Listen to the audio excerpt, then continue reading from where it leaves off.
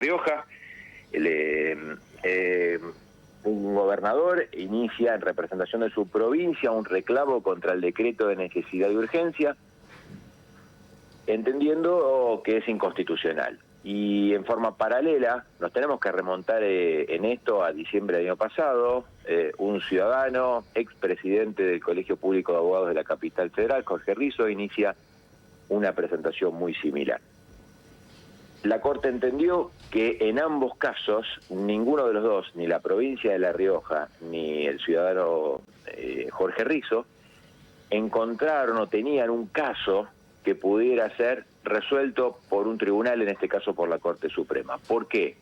Porque no tenían ninguna afectación a un derecho por parte del decreto de necesidad de urgencia. Frente a eso, y dado que nuestro sistema, el sistema argentino, en la República Argentina, los jueces no formulan o no evacúan consultas o no emiten disposiciones teóricas, sino que resuelven casos de conflictos en concreto, la Corte entendió que no tenían ninguna de estas dos, ni la provincia ni este ciudadano, un caso concreto para resolver, y por lo tanto, sin entrar a abordar la constitucionalidad o no del decreto de necesidad de urgencia 70 del 2023, les rechazó a uno la demanda y a otro el recurso.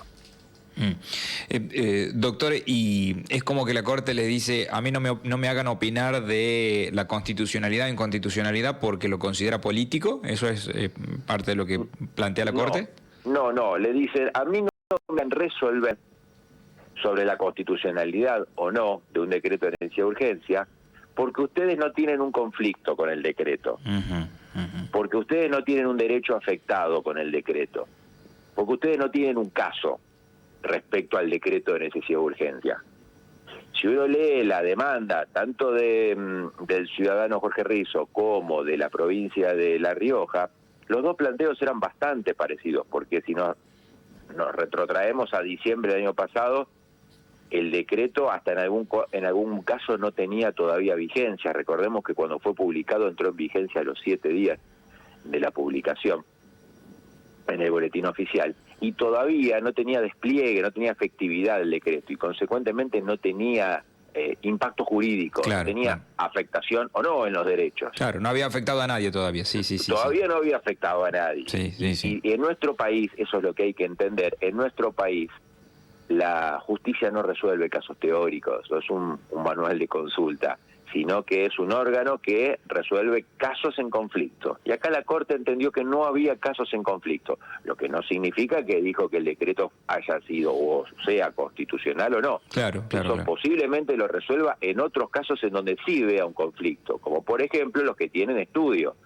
El de la Confederación General del Trabajo, el caso CGT, sería eventualmente uno de ellos. Ahí sí habría conflicto entre la Confederación General de Trabajo y eventualmente los trabajadores que están confederados a esa confederación, valga la redundancia, a la luz de los derechos laborales, por ejemplo, algún derecho laboral que esté en pugna respecto al decreto de necesidad de urgencia y la Constitución Nacional. Entonces, ahí, si encuentra caso la Corte Suprema, si encuentra que hay afectación, bueno, ahondará sobre el dilema si el decreto de necesidad de urgencia es o no constitucional. Pero en los dos casos que resolvió ayer fue muy claro, dijo, en el planteo advierte la Corte Suprema que no hay un conflicto entre derechos, no hay caso concreto, y por lo tanto les rechazó la demanda.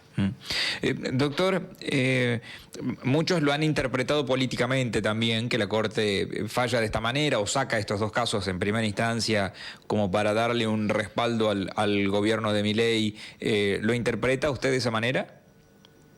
Bueno, las interpretaciones políticas muchas veces no corren por el mismo carril que la jurídica. No.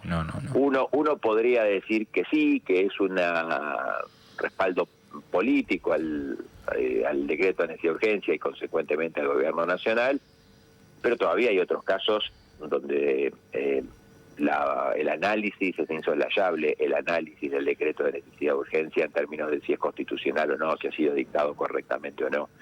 Y lo que también tenemos que tener en cuenta es que todavía el decreto no pasó el test o el control político, que es en el Congreso de la Nación.